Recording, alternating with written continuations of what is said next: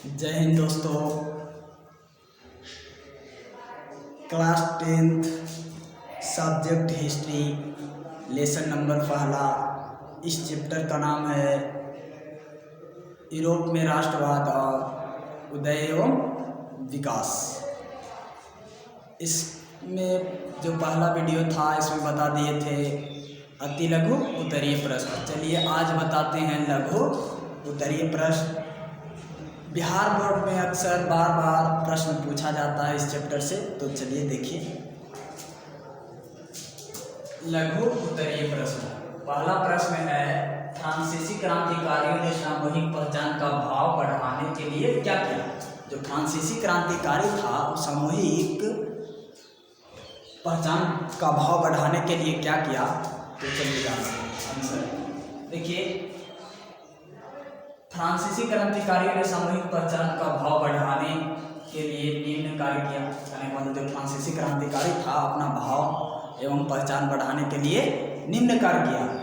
कौन कौन सा कार्य किया? पहला जो है इसे पितृभूमि और नागरिक जैसे शब्दों का प्रयोग किया गया। पितृभूमि और नागरिक जैसे शब्दों का प्रयोग किया गया। दूसरा है नए संविधान में सभी नागरिकों को समान अधिकार दिया गया। जो नया संविधान बना उसमें सभी नागरिकों को समान अधिकार मिला। तीसरा है क्षेत्रीय भाषा के स्थान पर फ्रेंच भाषा को प्रोत्साहित किया गया। मतलब वहाँ का जो क्षेत्रीय भाषा था उसको कौन सा फ्रेंच भाषा का प्रस्ताव किया गया। आगे देखिए दूसरा प्रश्न क्या है, राष्ट्रवाद के विकास में नेपोलियन की क्या भूमिका थी? जो राष्ट्रवाद का विकास हुआ उसमें नेपोलियन का क्या भूमिका है इसके बारे में जानते हैं। देखिए राष्ट्रवाद के विकास में नेपोलियन का महत्वपूर्ण भूमिका था। सही बात है, राष्ट्रवाद के विकास में नेपोलियन का महत्वपूर्ण भूमिका था। सम्राट के रूप में कहने का मतलब सम्राट की नेपोलियन जो था से राष्ट्रवाद में सम्राट के रूप में आया। उसने ब्रिटेन के अतिरिक्त समस्त यूरोप पर अपना अधिकार स्थापित कर लिया। फ्रांसीसी आधिपत्य वाले राज्यों ने एक शासन और एक अर्थव्यवस्था कानून लागू किया गया जिसे नेपोलियन संहिता कहा गया। नेपोलियन संहिता कहा गया। एक मतलब नेपोलियन जो था से इसका मतलब अहम योगदान था राष्ट्रवाद के विकास में। एक मतलब सबसे पहले क्या किया तो सम्राट के रूप में उभर कर आया। उसके बाद ब्रिटेन के अतिरिक्त समस्त यूरोप पर क्या किया, अपना अधिकार जमा दिया और फिर उसे नेपोलियन संहिता कहा गया। चलिए दूसरा तीसरा प्रश्न है, वियना कांग्रेस की क्या उपलब्धियां हैं? जो वियना कांग्रेस है इसका क्या उपलब्धियां हैं इसके बारे में जानिए। देखिए वियना कांग्रेस के निम्न उपलब्धियां। वियना कांग्रेस के निम्न उपलब्धियां। पहला उपलब्धि है नेपोलियन युग का अंत एवं मेटरनिक युग का आरंभ। जो वियना कांग्रेस हुआ नेपोलियन युग का क्या हो गया, अंत हो गया और मेटरनिक युग का आरंभ मतलब शुरू हुआ।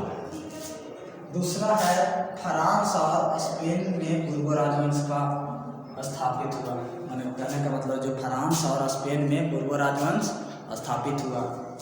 तीसरा है फ्रांस द्वारा विजित सभी राज्यों के प्रतिक्रियावादी देशों में बांट दिया गया। यही था वियना कांग्रेस की उपलब्धि।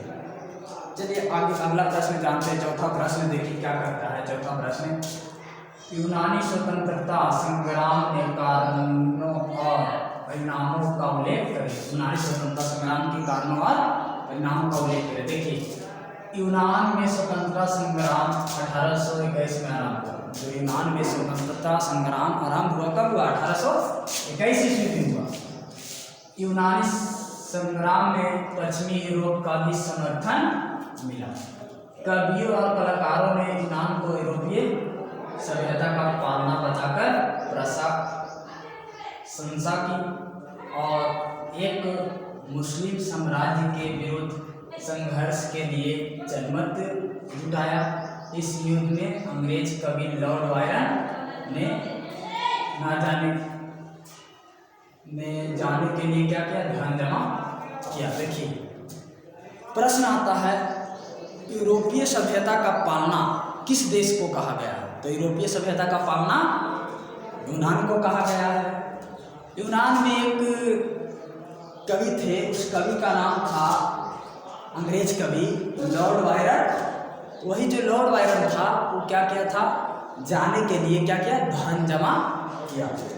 पांचवा प्रश्न है, इटली के एकीकरण में गैरीबाल्डी की क्या भूमिका पर प्रकाश डालें। इटली के एकीकरण में गैरीबाल्डी की भूमिका पर प्रकाश डालें, इसके बारे में चर्चा करें। देखिए इटली के एकीकरण में गैरीबाल्डी का योगदान, मई 1860 में गैरीबाल्डी ने सिसिली पर आक्रमण कर दिया। देखो प्रश्न आता है, सिसिली पर आक्रमण गैरीबाल्डी ने कब किया, तो मई 1860 ईस्वी।